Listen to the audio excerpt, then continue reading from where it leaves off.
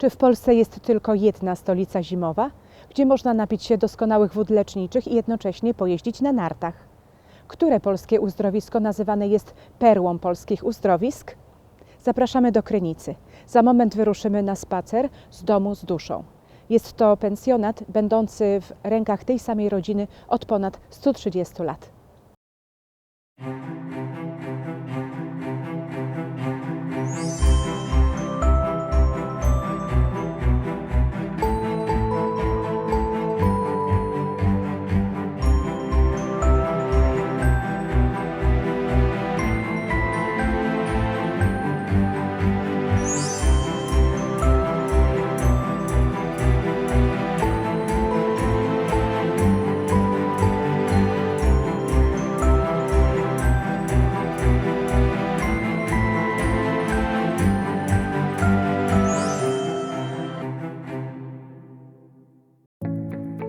Jednym z pierwszych spacerów, na jaki warto się wybrać o każdej porze roku, to ten na deptak.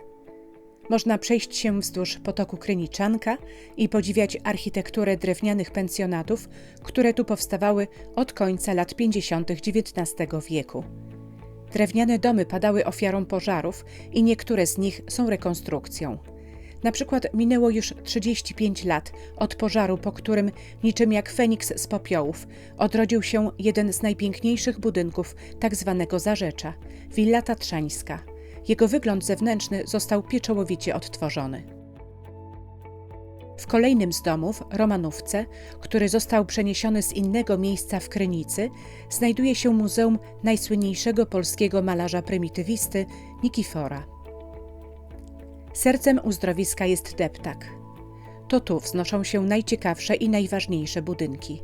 Jest to przede wszystkim stary dom zdrojowy, zaprojektowany przez architekta Jana Zawiejskiego, autora choćby Teatru Słowackiego w Krakowie, ale także stare łazienki mineralne, modernistyczny nowy dom zdrojowy i muszla koncertowa. Co za mróz! Wejdźmy zatem do pochodzącego z lat 70. budynku głównej pijalni. Można się tu ogrzać, lecz przede wszystkim napić wszystkich rodzajów krynickich wód leczniczych i jednocześnie zastanowić nad tym, jak to dawniej w Krynicy bywało. Bo okazuje się, że przejazdy zimowe do Krynicy mają krótką historię. Sezon uzdrowiskowy kończył się jesienią. Łazienki były zamykane, lekarze i właściciele pensjonatów wyjeżdżali do Krakowa, Lwowa i innych dużych miast. W połowie XIX wieku w zakładzie uzdrowiskowym pozostawały zaledwie 4 osoby. W sam raz, by wieczorami grać w karty lub muzykować. Na początku XX wieku w jednym z hoteli pod 3 różami zainstalowano ogrzewanie i zaczęto zapraszać gości na sezon zimowy. Ale dopiero pod koniec 1922 roku ogłoszono pierwszy oficjalny sezon zimowy w Krynicy, czyli niemal dokładnie 100 lat temu. Krynica błyskawicznie zdobyła popularność w sezonie zimowym. Uzdrowisko stawało się już nie tylko letnią stolicą Polski, ale także zimową, konkurując o ten tytuł z Zakopanem. Wśród zimowych gości Krynicy był m.in. Józef Piłsudski z córkami. Dotarli tu również filmowcy. Właśnie w zimowych krynickich plenerach powstała w 1937 roku bardzo popularna komedia Książątko z Eugeniuszem Bodo i Karoliną Lubieńską. Opowiada ona o młodej urzędniczce Władzi, która marzy o wczasach w górach za wygrane na loterii pieniądze. Okradziona, dociera do Krynicy w męskim przebraniu, gdzie spotyka oczywiście wielką miłość. Po wizycie w pijalni głównej warto udać się na górę parkową, znajdującą się tuż za nią. W tej chwili trwają prace remontowe i kolejka jest nieczynna, ale można udać się na spacer alejkami położonymi na zboczach góry do ulubionych miejsc krynickich gości. Do drewnianej kaplicy parkowej oraz figury Matki Boskiej Łaskawej wyrzeźbionej według projektu Artura Grottgera. Zimowa opowieść o Krynicy to także historia sportu na światowym poziomie. U stóp Góry Parkowej trwają prace rekonstrukcyjne dawnego toru saneczkowego. Mało kto wie, ale to Krynica jest kolebką polskiego saneczkarstwa. Tutejszy klub Maccabi Krynica otwarł pierwszą na polskich ziemiach sekcję saneczkarską, a miasto dwukrotnie po II wojnie światowej organizowało Mistrzostwa Świata w tej dyscyplinie. Niestety, tor popadł w ruinę w latach 80. i obecnie trwają starania o przywrócenie świetności tego sportu w Krynicy. Ale w Krynicy jeszcze bardziej niż saneczkarstwo uwielbiany jest hokej. Zorganizowane w 1931 roku Mistrzostwa Świata w tej dyscyplinie uważane są po dziś dzień za jedne z najlepszych w historii hokeja.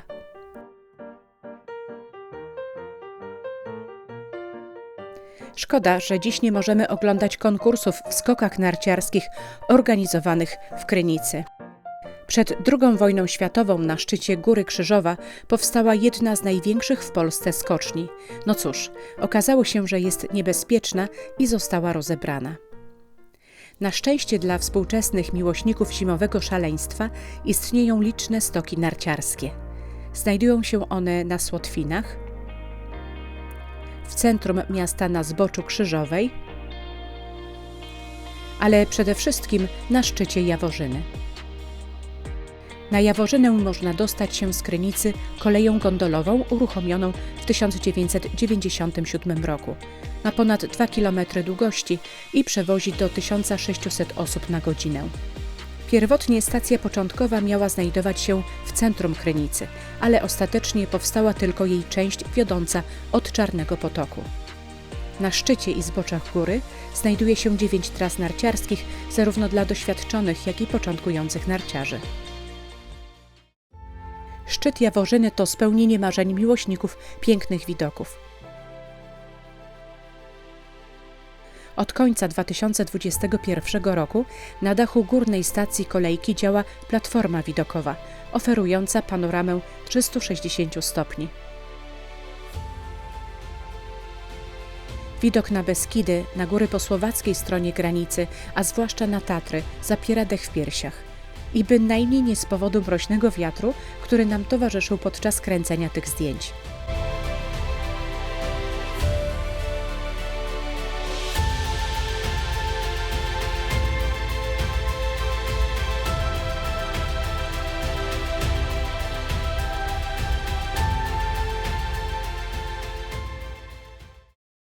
Szukając ciekawych miejsc, warto udać się też poza centrum, do Parku Słotwińskiego.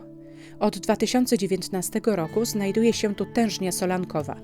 Inhalacja solanką, zwłaszcza zimową porą, jest na pewno dobrym pomysłem.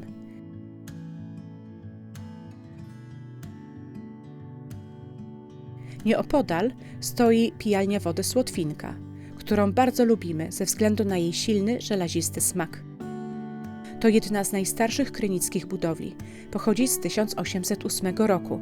Niegdyś przykrywała ona zdrój główny, ale w latach 60. XIX wieku została przeniesiona w obecne miejsce. Niestety pijalnia ta jest zamknięta od dłuższego czasu. Ponieważ cenimy sobie tak klimatyczne miejsca, postanowiliśmy się udać do młodszej, bo pochodzącej z lat 20. XX wieku pijalni Jana, położonej poniżej Góry Parkowej przy potoku Palenica. Krynica kojarzy się przede wszystkim z wodami leczniczymi. Zawsze leczono tutaj choroby układu pokarmowego, choroby kobiece oraz inne. Znajduje się w tym momencie w pijalni Jana. Można się tutaj napić 5 różnych wód mineralnych, ale zdecydowałam się na spróbowanie wody, która nazywa się Zuber. Jest to najsilniej zmineralizowana woda mineralna. Właściwie mówi się, że jedna z najsilniej zmineralizowanych wód w całej Europie. Pomaga na pewno przy problemach układu pokarmowego, nawet jest dobra na kaca, ale także przy leczeniu problemów z otyłością. Mam tutaj taką pijałkę, którą tutaj sobie zakupiłam, no i zaraz zobaczymy, jak smakuje. Pyszna. Ma niewątpliwie oryginalny smak, bardzo dobra. W moc zdrowotną krynickich wód wierzyła holenderska następczyni tronu księżniczka Juliana. Przybyła ona do Krynicy w styczniu 1937 roku wraz ze świeżo poślubionym małżonkiem księciem Bernardem. Para gościła w Patrii. jednym z najlepszych krynickich pensjonatów, którego właścicielem był najsłynniejszy polski tenor wszechczasów Jan Kiepura. Każdemu wyjściu na narty lub spacer książęcej pary towarzyszyły tłumy ówczesnych paparazzi, dziennikarzy oraz gości i mieszkańców Krynicy. Pobyt był tak udany, że z kilku planowanych dni przedłużył się do miodowego miesiąca. Księżniczka Juliana i jej małżonek dobrze się bawili, do tego stopnia, że pewnej nocy przyszła królowa Holandii wraz z mężem pozamieniała buty narciarskie pozostawione przed drzwiami przez gości Patrii. No cóż, opowieść o tym, że dzięki cudownym zaletom krynickich wód przyszła na świat córka tej pary książęcej, kolejna królowa Holandii Beatrix, jest tylko bardzo popularną legendą. Jedną z większych zimowych atrakcji przedwojennej Krynicy były lodowe figury. Dzisiaj już nie ma takich srogich zim, zatem w zamian możemy się cieszyć dekoracjami świetlnymi. Zapraszamy na krótki spacer po Krynicy mroźną wieczorową porą.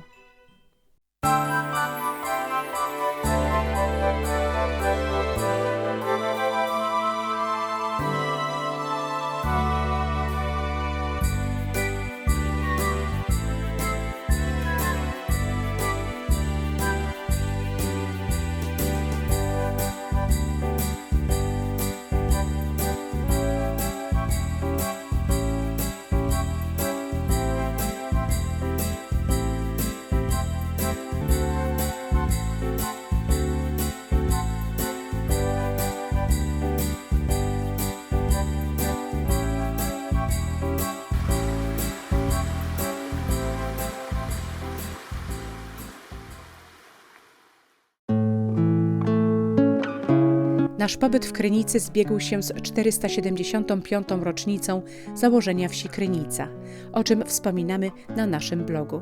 Link do niego możesz znaleźć w opisie pod filmem. Historia samego uzdrowiska zaczyna się później. O tym, jak ono wyglądało 160 lat temu, możemy się przekonać, analizując makietę zaprezentowaną w pawilonie wystawowym nad Kryniczanką. Jesteśmy w miejscu, w którym znajduje się makieta Starej Krynicy. Pokazuje ona Krynicę z 1862 roku. Leszek Walczyk, prywatnie tato Tomka, a mój teść, na podstawie zdjęcia, które jest za moimi plecami i planu, który sam stworzył, zrekonstruował zabudowania Krynicy właśnie z tamtych lat, z 1862 roku. Jest to bardzo dobre miejsce, żeby zaprosić Was do subskrypcji naszego kanału, ponieważ już jesienią pokaże się kolejny film z serii Polskie Miasta Wczoraj i Dziś i będziemy chcieli między innymi pokazać Wam, jakie budynki dzisiaj znajdują się w miejscu tych, które są przedstawione na makiecie. Zapraszamy.